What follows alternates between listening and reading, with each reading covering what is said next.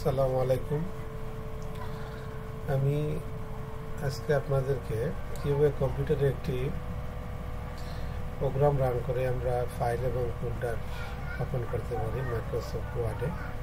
তো আমি প্রথমেই যারা নতুন একদমই জানেন না তাদের জন্য আসলে এই ভিডিওটি আমি বলবো, আপনারা প্রথমেই কম্পিউটারে উইন্ডোজ আওয়ার পরে আপনারা এই রাইট বাটন, এই কার্সর মধ্যখানে রেখে রাইট বাটনে ক্লিক করবেন।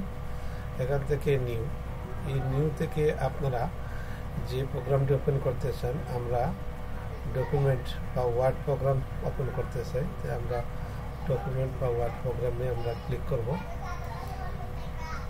ক্লিক করার পরে এভাবে আপনারা একটা ফোল্ডার পাবেন। এই যে দেখতেছেন ফোল্ডার, আপনারা এটার মধ্যে ক্লিক করে আপনাদের ফোল্ডারের নাম, আমি আমার নাম দিয়ে দিলাম। এরপরে বাইরে ক্লিক করলেই আপনাদের ফোল্ডারটা ওপেন হবে। এখন আপনারা এই মাইক্রোসফট ওয়ার্ড ডকুমেন্ট ওপেন করার জন্য এটার উপরে কার্সর নিয়ে ডাবল ক্লিক করবেন। সাথে সাথে আপনাদের ফাইলটা ওপেন হয়ে যাবে।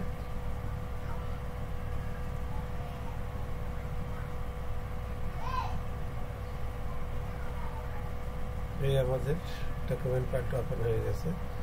আমরা এর ভিন্নভাবেও করতে পারি এই কাজটি। আপনারা প্রথমে এটার মধ্যে রাইট বাটন ক্লিক করবেন।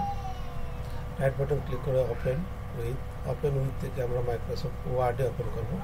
আগে WPS এ ওপেন হয়ে গিয়েছিল, আমরা ওয়ার্ডে ওপেন করব। ওয়ার্ডে চলে যাবেন। আপনারা এই যে পেজটা দেখতেছেন, এই পেজটার মধ্যে আপনারা আসলে মাইক্রোসফট ওয়ার্ডের বাকি কাজগুলো করবেন। আজকে এই পর্যন্তই। সবাইকে ধন্যবাদ জানিয়ে আজকের ক্লাস এখানে শেষ করছি।